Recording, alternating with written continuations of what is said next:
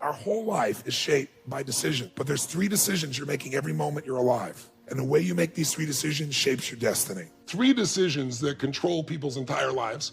They're happening right now as people are listening, and they can test in their own mind if it's true. When I was a little kid, I grew up in a pretty tough environment. I had 4 different fathers, and we had never had money even for food. I mean, Thanksgiving with no food, and my parents are fighting. It was the worst experience of my life. It was the most crushing experience I felt. I have a younger brother and younger sister. I'm the oldest. So I was trying to keep them from hearing this conversation, and then a miracle happened. Bang on the door. I'm the oldest, they're screaming, so I go answer the door. And I answer the door, and standing there is this giant man. I was this little boy, and he's holding this huge box of food. And beside him on the ground was a black pot with an uncooked turkey in it. And he said, "Is your father home?" And I said, "Just one moment." I was like, this is a gift from God. This is gonna change it all. This is gonna make my mom and dad happy. It's gonna be unbelievable. So I go, my father is screaming at my mother through a closed door to the bedroom door. He goes, "You answer the door." I said, "I did. He's gotta see you." So I kind of teased. I said, "Dad, you gotta come."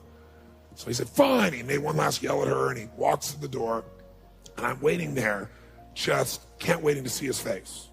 And my dad opens the door, and this man's standing there with this big box of food, and my father did not get happy. He looked at this man, and he raised his voice to him, and he said, "Look, we don't take charity." And then he took the door to slam it in the man's face, but the man was a good-sized man. He put his foot there and smacked his foot and bounced back over. He said, Sir, this is not charity. Everybody has tough times. Somebody knows you're having a tough time, and they want you to have a magical Thanksgiving. I'm just the delivery guy." He said, "Please take this." And my father said, "We don't take charity." He went to slam it again, and this time the guy put his shoulder against it so he couldn't do it. And then the guy said something that I'll never forget, and in moments I wished he hadn't said, but he found a way to force my father. He's holding this thing, and he looked at me, and then he looked at my dad, and he said, "Don't make your family suffer because of your ego." Now my dad's level of energy increased, but he was also trapped. So he took the food, slammed it on our table, and slammed the door in the man's face and never even thanked him. And then I thought, years I figured out, our whole life is shaped by decisions. That's what we've talked about today, right? But there's 3 decisions you're making every moment you're alive. And the way you make these 3 decisions shapes your destiny. First decision we're all making every moment is, what are you gonna focus on? I realized that my father's life and my life ended up very different because we made that day 3 decisions very differently. He decided to focus on the fact that he has not fed his family. If somebody is really stressed out, they're not stressed out for no reason. It's because they're focusing on something that makes them feel stressed. They often, when they're focusing on it, it changes the body. You start to feel tight. You start to feel a certain way. And then they use language like, "I don't know what to do. Why am I so overwhelmed?" So if we change what we focus on, if we change the way we use our body, if we change our language patterns, we'll instantly feel different. Think of how do people use their body when they're worried versus when they're excited. Yeah. If you learn to use your body first, use your focus first, you can literally change how you feel in moments, and then you develop new habits where you start to feel good all the time, and it isn't some phony fake pump up. It's literally the way you've conditioned your body. Just like being fit as an athlete, you want to be emotionally fit. And the second question you got to decide, every moment you're alive, and including this moment, what are you going to focus on? Second question is, as you're focusing on, what does this mean? What does it mean? And the bottom line on meaning is, if you think about it, you get to make up the meaning, and most people pick the worst one, don't they? That day, my father decided to focus on the fact he hadn't fed his family, and I know what meaning he gave because he said it out loud over and over again, that he was worthless because he had not taken care of his family. The meaning creates your life. If you think, God is punishing you, that's why this is happening, which some people do, or God is challenging me, or is this a gift from God, or has it got nothing to do with God, I'm just a lazy bitch. So the meanings we select change how we feel instantly. And then the final, most important decision you make every moment you're alive. What am I gonna do?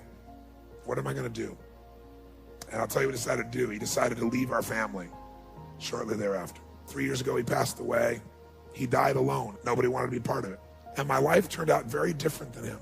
I was the only one to go to his funeral. No one else in the family would go. And I can tell you, right before his death, he got the lesson because he looked at me and he said, "Son," he said, "I was a bastard. I didn't connect with anybody, and look what I'm dying of." But what changed my life was the meaning I gave it. I decided that day that what this means is that strangers care. And if strangers care about me and my family, I decided what I was gonna do is I was gonna care about strangers.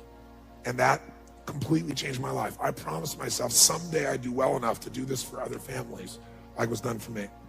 I realized in that moment that the worst day of my life, my father leaving, had actually been the best day of my life. Because if I hadn't had that experience, I wouldn't be here today. And now because of that, I get to live this life. And I have the desire and the drive and the want to give in this way.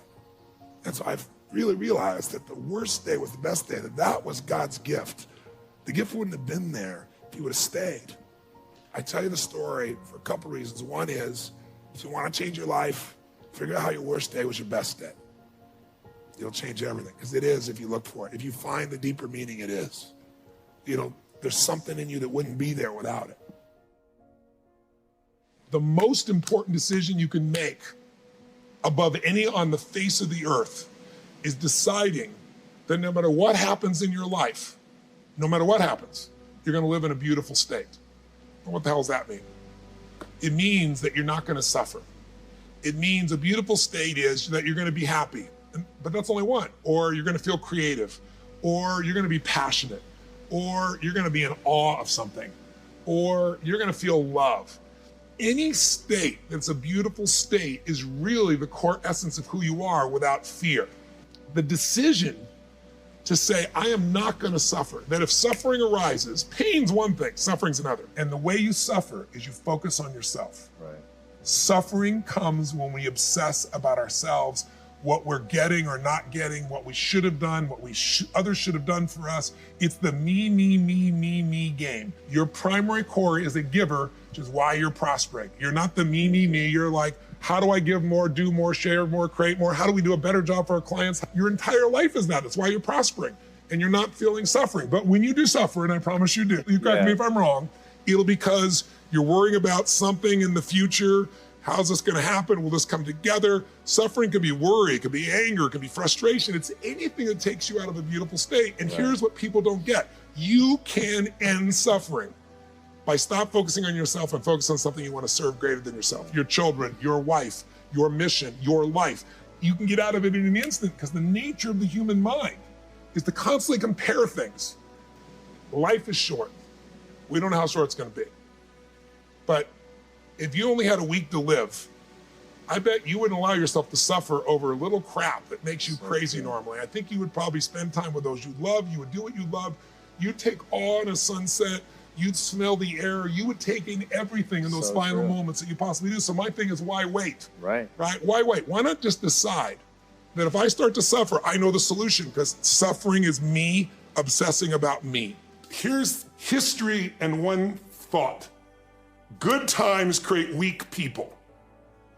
Weak people create bad times. Bad times create strong people. Strong people create good times.